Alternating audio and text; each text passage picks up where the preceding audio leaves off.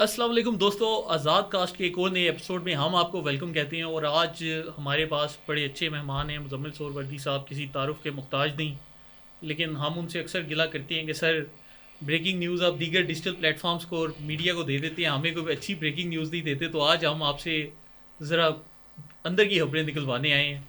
तो सर आप क्या तैयार हैं हमें देने को? ज़रूर जी, पूछें। आप जो पूछेंगे मैं बताऊंगा। अच्छा सर, फिर ज़रा आज़ाद डिजिटल पे आज़ाद गुफ्तगू चले, करेंगे। सही है सर। ये बताएं कि मौजूदा सियासी सूरत हाल जो सी है, इसके ऊपर अभी आपका क्या तजिया है?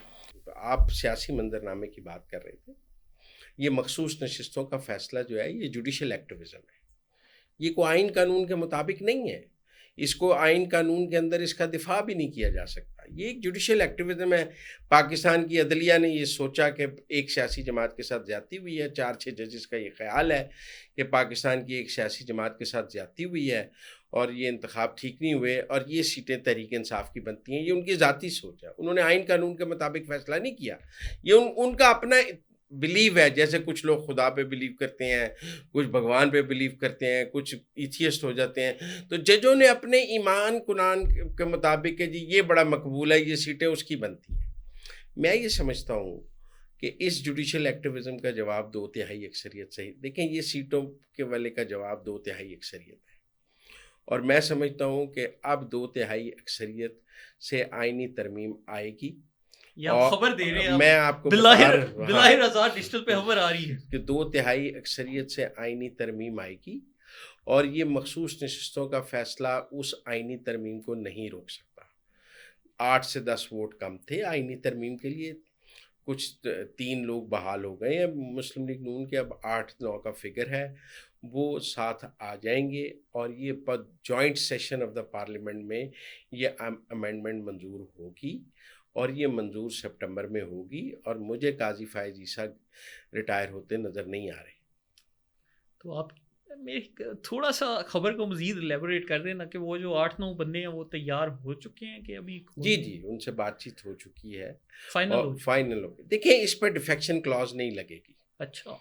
डिफेक्शन क्लॉज लगती है दो वजूहात पे। अगर फिनांस बिल पे या अदम एतमाद पे आप पार्टी लाइन से हट के वोट दें, कानून साजी आइनी तरमीम पर आप पार्टी लाइन से हट के वोट दें तो डिफेक्शन क्लॉज नहीं लगती है। लिहाजा मुझे ये लगता है कि अगले 8 से 10 दिनों में, 12 दिनों, देखिए, फैज़ की गिरफ्तारी फिल्म का आगाज़ है।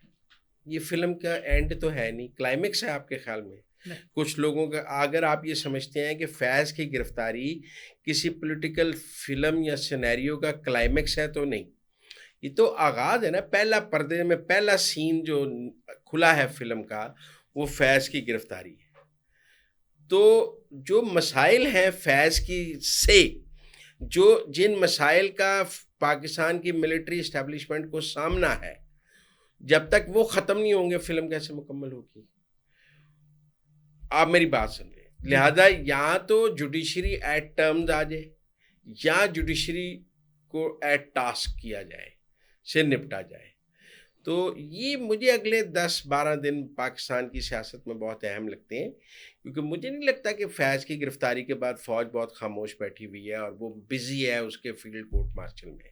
मुझे नहीं लगता कि फ़ौज का कोई आखिरी जो गोल था वो फैज़ का फील्ड कोर्ट मार्शल था। पाकिस्तान का पॉलिटिकल निज़ाम उनका गोल है जिसमें फैज़ एक प्रॉब्लम क्रिएट कर रहे थे छोटी, लेकिन किन के साथ मिलके कर रहे थे, अभी वो लोग तो अपनी जगह मौजूद हैं।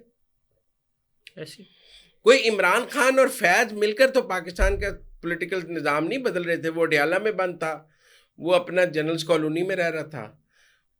काम कौन कर रही थी? जुडिशरी। देखिए, सड़कें गर्म थी? नहीं।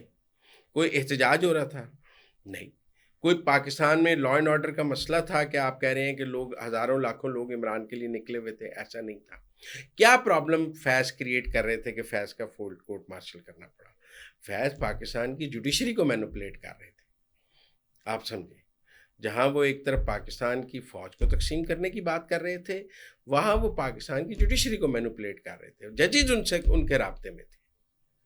अच्छा मुजम्मिल साहब, इस पे सर मेरा एक आपसे सवाल बनता है, बीइंग अ स्टूडेंट, के इमरान खान का दौरे हुकूमत हमने देखा, खैबर हम्म, पख्तूनख्वा में उनके 11 साल भी हमने देखे। हम्म, हमने ये भी देखा कि भाईजान काम उनसे नहीं हुआ। उनके अपने दौर के आखिर में वो एक्सट्रीमली अनपॉपुलर थे, सारे तहरीक इंसाफ के लोग भी ये चीज़ मानते हैं। तो मुझे ये बताएं कि ये जो हमारा एक पढ़ा लिखा तबका है, बेशक वो जुडिशरी में हो या दीगर इदारों में हो, उनको क्या गीदड़ सिंगी नजर आती है कि यार अब हम स्पेसिफिक आइडियोलॉजी या स्पेसिफिक बंदे की सपोर्ट करें तो चीज़ें ठीक हो जाएंगी, हालात बेहतर हो जाएंगे? उनके जहन में ये क्या चल रहा होता है? उनके पॉलिटिकल वेस्टेड इंटरेस्ट। मैं आपके चैनल पे जजेस के नाम लेने से इज्तनाब कर रहा हूँ सर वो हम क्योंकि वकीलिया का एहतराम करते मैं समझता हूँ आपको तौहीन अदालत के नोटिस आ जाएंगे।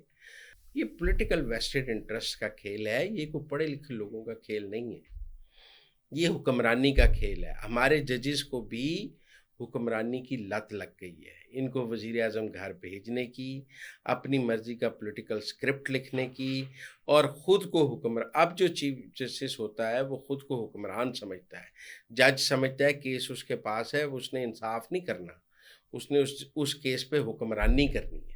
वो बतौर हुक्मरान फैसला करता है, बतौर जज फैसला नहीं करता। सर जुडिशरी के ऊपर ही हम डिस्कशन कर रहे हैं, तो थोड़ा सा ये एक्सप्लेन करें कि चलें बाकी माजी के जो चीफ जस्टिस थे उनका अपना था, लेकिन काजी फायद ईसा के ऊपर तो मेरे ख्याल से आपका और मेरा एक इत्तेफाक राय होगा कि उन्होंने बड़ा अच्छा अपने दौर में किया। लेकिन ये जो हमारे पेंडिंग केसेस का इतना बड़ा लॉग है, ये काजी फायद ईसा साहब जैसे जज भी क्यों नहीं क्लियर करवा सकते? इसमें वजह क्या है? जज काम नहीं करते। आपको याद है जाजुल एहसन साहब को जो काजी फायद ईसा ने खत लिखा था कि आप जुम्मे को लाहौर चले जाते हैं, हफ्ता इतवार काम नहीं करते, पीर को लेट आते हैं। ये जजेस काम ही नहीं करते, काम करेंगे तो मुकदमा हटेगा ना। इनका परफॉर्मेंस ऑडिट क्या है? ये रोज हम पॉलिटिशियंस का परफॉर्मेंस ऑडिट करते हैं, इनका अपना परफॉर्मेंस ऑडिट क्या है? सर जर्नैलों का जितना होता है पाकिस्तान में, मेरे यहाँ से इतना तो किसी का भी होता है आजकल। मैं समझता हूँ कि पाकिस्तान ने आगे बढ़ना है फरहान मीर, तो 2/3 से एक अदालती इस्लाहात और आइनी इस्लाहात का पैकेज ही पाकिस्तान को आगे लेके जा सकता है। इसके बगैर रास्ता नहीं है, और मुझे वो आगे 15-20 दिन 25 दिन में नजर आ रहा है। अच्छा सर, ये जो इस्लाहात, मैं बार बार आपको ये बात कह रहा हूँ। ठीक। अच्छा, ये जो आप इस्लाहात की बात कर रहे हैं, ये इस्लाहात बेसिकली होंगी क्या? तो थोड़ा सा इनका भी खदो हाल अगर आप वाज़े करें। देखें, एक तो पाकिस्तान का पेंशन बजट बहुत बढ़ गया है, सरकारी मुलाजिम की ये एज बढ़ाना चाहते हैं, उसमें काजी फायद ईसा की एज भी बढ़ जाएगी कि 2-3 साल कोई रिटायर ना हो ताकि बैकलॉग रुके। और अगर काजी फायद ईसा साहब की रिटायरमेंट मतलब एज बढ़ जाती है या टेन्योर पोस्ट हो जाती है, तो फिर मंसूर अली शाह का कोई नुकसान नहीं होगा। 1.5 साल बाद वो भी 3 साल के लिए ही चीफ जस्टिस बनेंगे। तो चलिए सर, आपका बहुत शुक्रिया। और आज हमारे पास दोस्तों ब्रेकिंग न्यूज़ आ चुकी है 2/3 मेजॉरिटी वाली। तो बस अब देखते हैं कि आने वाले कुछ दिनों में क्या होता है। तो आज हमने बिलाहिर अपने मकसद में हम कामयाब हो गए। आप सबका बहुत शुक्रिया। आप सब अपनी राय का इजहार कमेंट्स में करते रहें। कोई आपने सवालात पूछने हो वो भी लिख दिया करें ताकि हम अगले एपिसोड्स में वो पूछ लिया करें। बहुत शुक्रिया।